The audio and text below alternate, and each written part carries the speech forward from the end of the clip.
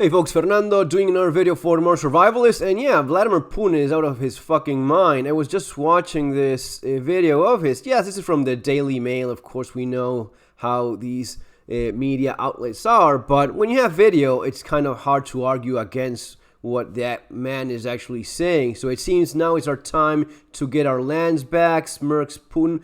Putin is a sad little old sick man. That's one of the facts we need to address. And he's probably not well in his mind either. And I used to say that, no, he's not crazy. I think he's actually losing it right now. Probably because of the age, because of whatever disease he's battling, maybe more than one. And this makes him very dangerous. He's probably reaching a point where he realizes that his time here is of course limited, as it is for all of us. Now, a man that has enjoyed so much power for so long may struggle with that. That's why he's making these insane references about Peter the Great, how this all used to be ours and we're just taking back our land. Stuff I said as well many times myself when people argue, no, it's just Putin defending himself. No, he's going for the empire. He wants to rebuild the glorious Soviet Union, and he just keeps on saying that. I think that the West played a very dangerous game with a very dangerous man. When you have a tiny, petty little dictator, he's actually quite tiny. I just read this. He's like damn short. He's 5 foot, 5'3", is it? So here he is right next to Merkel. Yeah, 5'3", 120-pound man. And Merkel is short. These other guys are short as well. He seems to be using high heels. Anyway, this wouldn't mean anything out of the context that we're in. A man that is reaching a point where he wants to cement his legacy and history in the way a Russian dictator does that sort of stuff, which is conquering territory around him. Man, it's a dangerous game that the West played with this lunatic. Extremely rich man, probably one of the wealthiest, if not the richest man on the planet, part of the elite that so many of us, don't like all that much. But some have fallen for this lie of, oh, he's resisting the West. He's not resisting the West anything. This was actually collusion between the dictator in Russia, the dictator in China, and most of the West as well. If you think they were not part of it, you're insane. I think he pushed it a bit too far. I think he would have... maybe part of the agreement was that the 218 scenario where, yeah, you're invading part of Ukraine. That's okay. We'll just look the other way and just pretend this is not a big deal because there's people that speak Russian there. So, yeah, okay, let's go with that.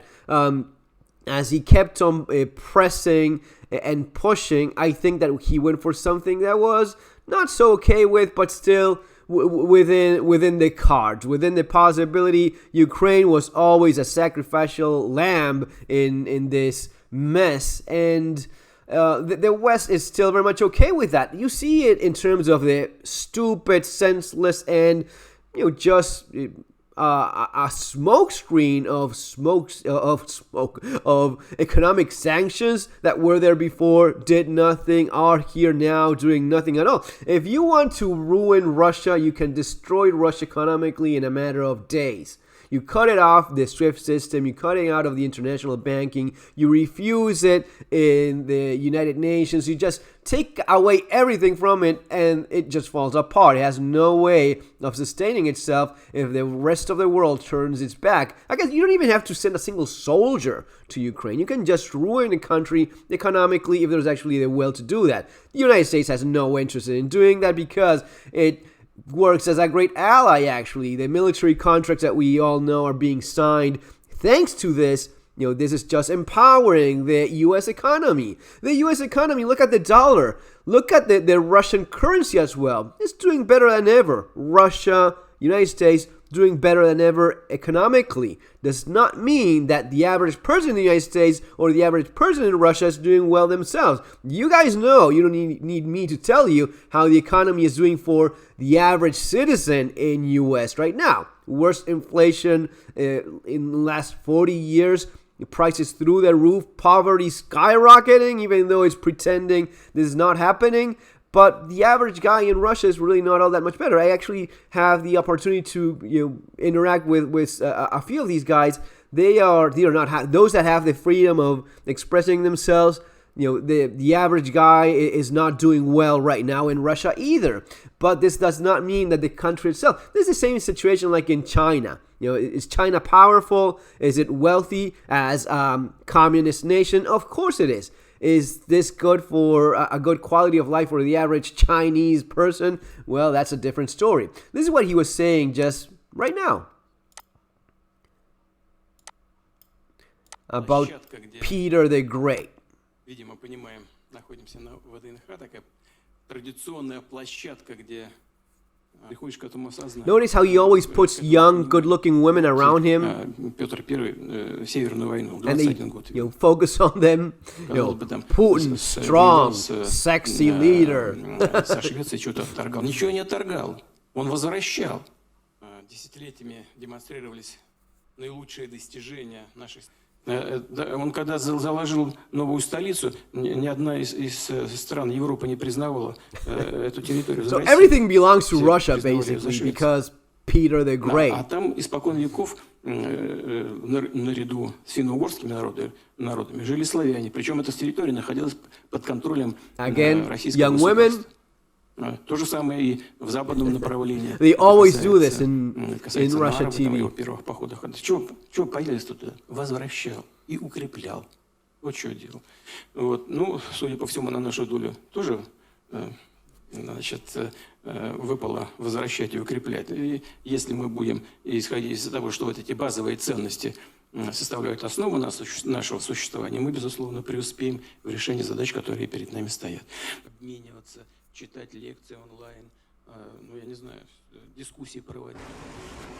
Anyway, there it is. The man himself, comparing himself to Peter the Great. So he has this imperialistic ambitions of retaking. Is this going to be happening? Probably not. This is probably the kind of thing that he knows he will not be allowed to do because the idea is you can take Ukraine, you can take some of those other countries people don't, the rest of the elite doesn't give a damn about. Sure, take all of that up, restate your Soviet empire, and we'll, sign contracts, build more weapons, send them back to, the people actually fighting for their lives and their country, while we just make a crap load of money out of this, and you make a crap load of money out of this yourself, and you expand your circle of influence, your satellite nations around you, at the expense of the freedom of people that just don't want to take any part of this. Now, the analysis, what is it? Man, is the United States going to be doing well economically? Yeah, the elite will. You guys probably won't if you're not part of the extremely wealthy percentage of the population that is benefiting from all of this. If you're not, are you doing well right now economically? Well, probably this is going to be good for you. Are you seeing food prices, fuel prices, something that bothers you? Does it bother you in the least that your fuel prices have doubled since our good old friend Joe Biden is in office? If that bothers you in the least, if that even computes in your brain, then you're part of the people that are screwed with this kind of new world we're living in. The people that celebrate this are the ones that are going to be, doubling their fortunes like they did during the pandemic. It is complicated because you have a man that is very unstable here with Putin. These agreements of you do this, we'll do that, and we'll all play along. Probably not as crazy as he's. He is kind of sick in the head. This idea of we're gonna be taking over. Is it something he'll end up doing? Probably not. He may be a tyrannic dictator, but he's probably not that stupid. I'm saying just probably not that stupid. If tomorrow he tries to invade Sweden, or Finland, who knows? Maybe it's something that he says, man, I was allowed to get away with this so far, up to the point where this was actually a conversation. Like, you really shouldn't do it, Vlad. You really shouldn't be invading. Oh, I'm gonna be doing it anyway. Okay, are you gonna be doing anything about it? No, of course not. But we have to pretend we give a damn. So sending a few guns and, of course, taking advantage economically of it. Yeah, that will do. Okay, I have no problem with slaughtering Ukrainians or my own people for that matter. So, go at it. There's gonna be staying in that area mostly. Yeah, that's gonna be it. Not gonna be bombing Moscow anytime soon. Of course not. Don't worry about that. This was all arranged. This is all part of the game they're playing. And, well, people suffer. The people are being sent there to fight are suffering. Of course, the people that have their country invaded suffering as well. 2 million people displaced from their homes.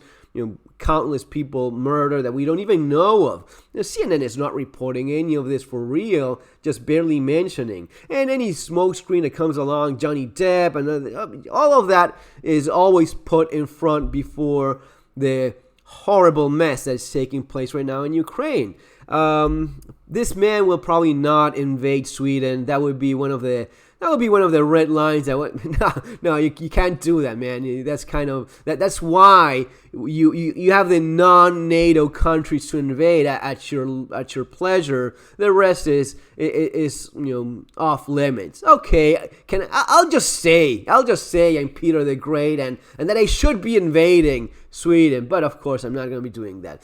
Now, this man at that age, maybe he does miscalculates a bit and thinks that he can actually go for it and invade, the rest of the world as well.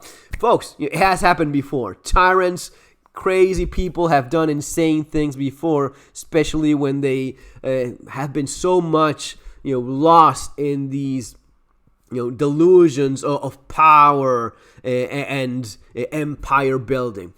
Guys, prepare for what's coming because it's not getting better anytime soon. As I always say, you have my books. Street Survival Skills would be maybe one of the first ones I would get, followed by Surviving the Economic Collapse, because the economic aspect of all of this, you're already seeing it. And again, it's not getting better anytime soon. I have a dedicated video about how this already started in the United States. You just haven't seen it in the full extent.